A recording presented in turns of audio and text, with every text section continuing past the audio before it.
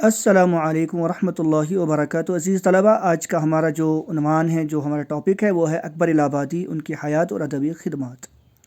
تو یہ 9ویں جماعت کا سبق آپ کی خدمت میں ہے۔ اکبر الہ آبادی، اکبر الہ آبادی جو ہے 1846 میں پیدا ہوئے اور 1921 میں ان کی وفات ہو جاتی ہے۔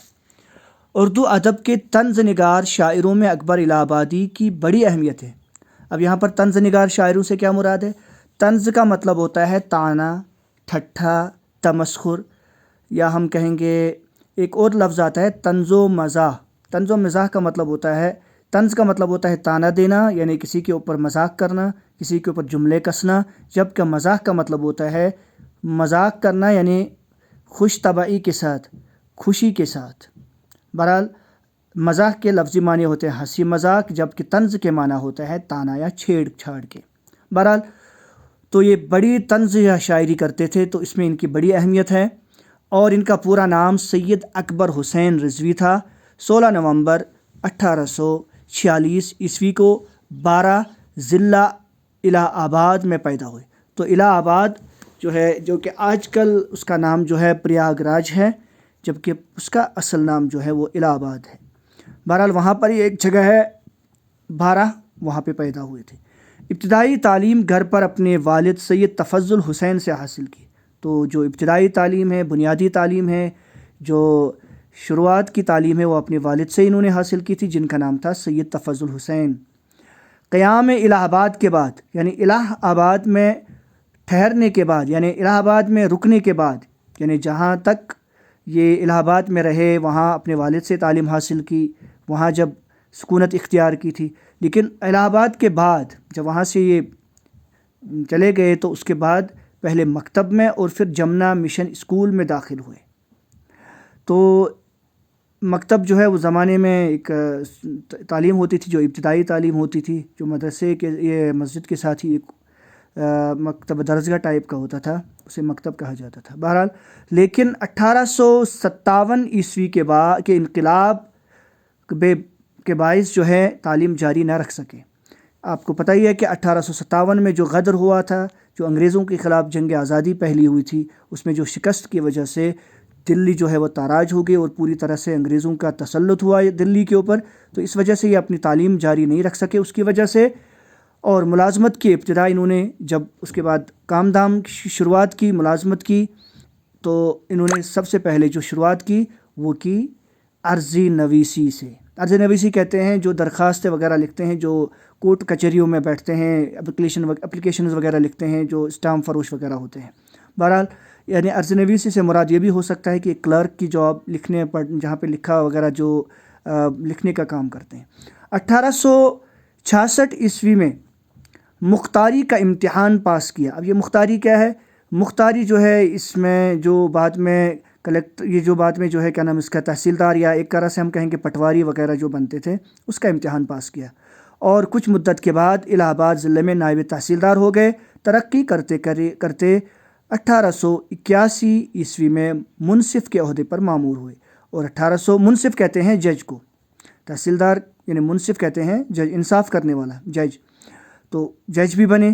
اور 1894 عیسوی میں سیشن جج ہو گئے۔ اس کے بعد جو جج سے پہلے تو جج ہوتا ہے، پھر اس کے بعد سیشن جج ہوتا ہے، پھر ڈسٹرکٹ جج ہوتا ہے۔ بہرحال تو پھر اس کے بعد یہ سیشن جج ہو گئے، یعنی جو اس سے عہدہ جو بڑا تھا۔ بہرحال 1903 عیسوی میں آنکھوں کی تکلیف کی وجہ سے، آنکھوں میں بیماری لگ گئی، جس کی وجہ سے قبل از وقت سے پہلے ہی پینشن لینے، قبل از وقت پینشن لینا سے مراد ہے وقت سے پہلے ہی ریٹائرمنٹ لے لی۔ قبل از وقت پینشن لینا یہ ایک محاورہ ہے جو کہ استعمال ہوتا ہے ریٹائرمنٹ کے لیے، یعنی وقت سے پہلے ریٹائرمنٹ لے لینا۔ اکبر کی زندگی کا آخری زمانہ ذہنی و جسمانی تکالیف اور پریشانیوں میں گزرا۔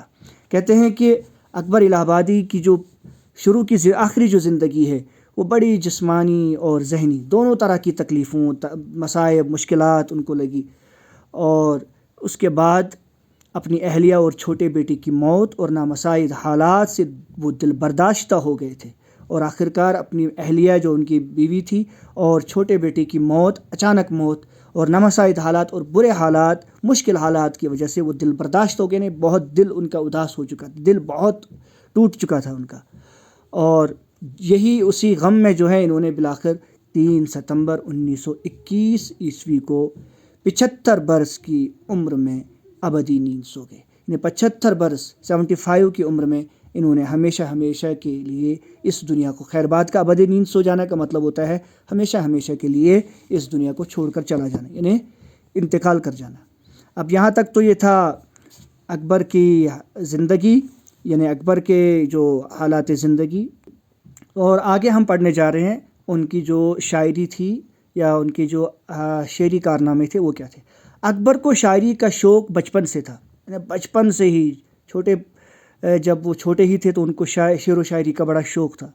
انہوں نے زمانے کے مزاج کے مطابق، جو زمانہ تھا اس کا سمجھ کے، زمانہ کیا ڈیمانڈ ہم سے کر رہا ہے، زمانہ ہم سے کیا چاہ رہا ہے، تو اس کے حساب سے انہوں نے شاعری کی. اور ابتدا کہاں سے کی؟ غزل گوئی سے کی. غزل کہیں انہوں نے، غزلیں کہنا، غزلیں گاتے تھے. اکبر کے کلام میں، اکبر کی شاعری میں غزلوں کی تعداد کافی ہے، غزلوں کی بہت زیادہ بڑی تعداد ہے، بہت زیادہ غزلیں ہیں ان کی، جو کلام ہے، جو ان کی شاعری ہے.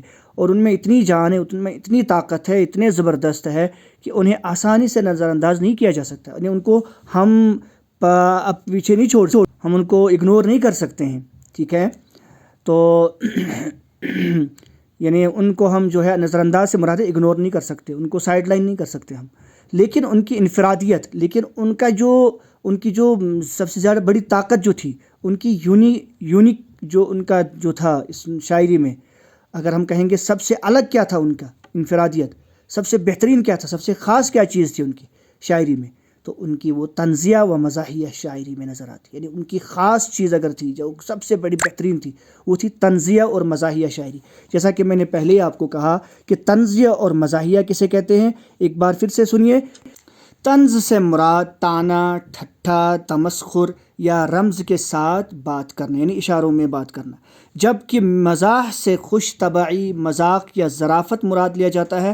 عام طور پر طنز اور مزاح کے الفاظ کو ملا کر بطور ایک مرکب کے استعمال کیا جاتا ہے، مگر یہ دو مختلف المعانی الفاظ ہیں. یعنی مزاح کے لفظی معنی ہنسی مذاق، جبکہ طنز کے معنی طعنہ یا چھیڑ کے ہیں. یعنی کیا طنز سے مراد کیا ہے؟ پھر سے سنیے. طنز کہتے ہیں چھیڑ چھاڑ یا طعنہ دینا، اور جبکہ مزاحیہ کا مطلب ہوتا ہے خوش طبعی کے ساتھ کوئی مذاق کرنا. چلیے آگے دیکھیے آپ. تو کہہ رہے ہیں کہ یہ ان کی شاعری میں بڑا اہم عنصر پایا جاتا تھا. بہرحال ان کی انفرادیت کیا تھی، ان کی سب سے بہترین چیز کیا تھی، سب سے طاقتور چیز کیا تھی شاعری کی، وہ تھی طنزیہ و مزاحیہ شاعری میں نظر آتی ہے، جو ان کی تو شہرت کا باعث بنی. اکبر کی ظریفانہ شاعری، اب یہ کیا شہرت سے مراد کیا ہے؟ یعنی ان کی جو ہے پاپولیرٹی، ان کی شہرت، ان کی مشہوریت، ان کا سبھی جگہ ان کا نام ہو جانا. آگے دیکھیے اب. اکبر کی ظریفانہ شاعری محض ہنسنے ہنسانے کا ذریعہ نہیں ہے. اب یہ ظریفانہ کیا ہے؟ یہ ظریفانہ کا مطلب وہی ہے جو طنز و مزاح کا ہے، یعنی مسخرے پن کا، مزاح کا پہلو لیے ہوئے، ظرافت والا، بطور مذاق کہ ہم یا مذاق میں کوئی بات کہنا. بہرحال یہ صرف ہنسنے ہنسانے کا ذریعہ نہیں تھا، صرف ہنسنے ہنسانے کا ہی اس میں جو ہے مطلب نہیں ہوتا تھا، بلکہ انہوں نے اسے سماجی اصلاح کے لیے، بلکہ انہوں نے سوسائٹی کو ٹھیک کرنے کے لیے، سماجی اصلاح سوسائٹی کو ٹھیک کرنا، سوسائٹی کو سدھارنے کے لیے ایک مؤثر ایفیکٹو ٹول کے طور پر، مؤثر ہتھیار یعنی ایفیکٹو ٹول کے طور پہ اس سے کام لیا اور اس کو بطور استعمال کیا لوگوں کو سدھارنے کے لیے. انہوں نے اس کے ذریعے انگریزی تعلیم کے منفی اثرات اور مغربی تہذیب کی اندھی تقلید پر بھرپور وار کیے، اور چھوٹی چھوٹی نظموں سے وہ کام لیا جو بڑی بڑی تقریروں سے نہ لیا جا سکتا تھا. کہہ رہے ہیں کہ انہوں نے انگریزی تعلیم کے بہت بڑے مخالف تھے. انگریزی تعلیم کے ساتھ ساتھ تو جو ہے جو ان کی جو تہذیب تھی، ثقافت تھی، لباس کے اعتبار سے ان کے جو ہے تقلید سے مراد ہے ان کی پیروی کرنا، یعنی انگریزوں کے جیسے چال ڈال کرنا. تو بڑے منفی اثرات، یعنی ان کے غلط جو اثرات پڑ رہے تھے، ایفیکٹس ہو رہے تھے ہمارے معاشرے کے اوپر، اور مغربی تہذیب یعنی جو ویسٹرن کلچر تھا اس کی جو ہم دیکھا دیکھی وہاں وہ کیسے چل رہا ہے، چلے ہم ان کی دیکھا دیکھی میں ان کے جیسے لباس پہنیں گے، ان کے جیسے چلیں گے. تو اس کی تقلید پر، ان کی دیکھا دیکھی کے حساب سے چلنے پر انہوں نے بہت زبردست نظمیں لکھی ہیں۔ ابھی آنے والی جو نظم ہے آگے وہ یہی اسی پر مبنی ہے، نئی تہذیب۔ تو بھرپور وار کے بڑے حملے کیے، اور چھوٹی چھوٹی نظموں سے وہ کام کیا، وہ ایسے لوگوں کے اوپر ایسے اثر کیا کہ جو بڑی بڑی تقریریں نہیں کر سکے، جو بڑے بڑے مولانا نہیں کر سکے، بڑے بڑے جلسے نہیں کر سکے، تو انہوں نے وہ ایک نظم میں سے کام کی۔ کیونکہ شاعری جو ہے بڑا اثر رکھتی ہے، کیا کہتے ہیں کہ شاعری جو ہے نا اس میں جادو ہوتا ہے۔ بہرحال وہ معاشرے کی خامیوں کو بڑے دلچسپ انداز میں ابھارتے ہیں، اور معاشرے کے اندر، سوسائٹی کے اندر جو خامیاں ہیں، کمیاں ہیں، ان کو بڑے بہترین انداز سے اور بڑے اچھے انداز سے، جس سے لوگوں کے اوپر اثر پڑے، اس طرح سے ان کو ابھارنا، نمایاں کرنا، سامنے لانا، اور لطیف پیرائے میں اور بڑے بہترین نرم انداز سے، نرم گفتگو کے ساتھ، نرم طریقے سے، پیرایا طریقے، لطیف، نرم، بہترین نرم انداز سے اس پہ اوپر طنز کرتے ہیں، اس کے اوپر تانا دیتے ہیں، اس کے اوپر جو ہے کرٹیسائز کرتے ہیں، اس کے اوپر جو ہے اس کا مذاق اڑاتے ہیں، اور جو ناگوار بھی نہیں گزرتا اور جو برا بھی نہیں لگتا ہے، ان کا وہ طریقہ ایسا ہوتا تھا۔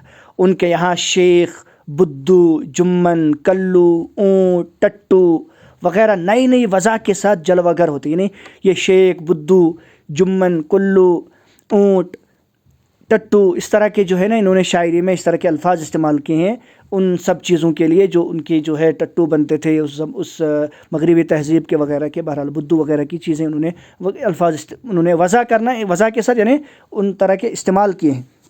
وضع سے مراد ہے بنانا یا لے آنا، تو جلوہ گر ہے اس کے ساتھ وہ جو ہے پیش کرتے ہیں۔ اسی طرح اکبر نے انگریزی الفاظ سے بھی خاطر خواہ فائدہ اٹھایا ہے۔ ایسا نہیں، بلکہ انگریزی جو الفاظ تھے، انگریزی الفاظ کو بھی انہوں نے اپنی شاعری میں استعمال کیا ہے، اور ان کی مثالیں دی انگریزی الفاظ سے ہی دی ہیں۔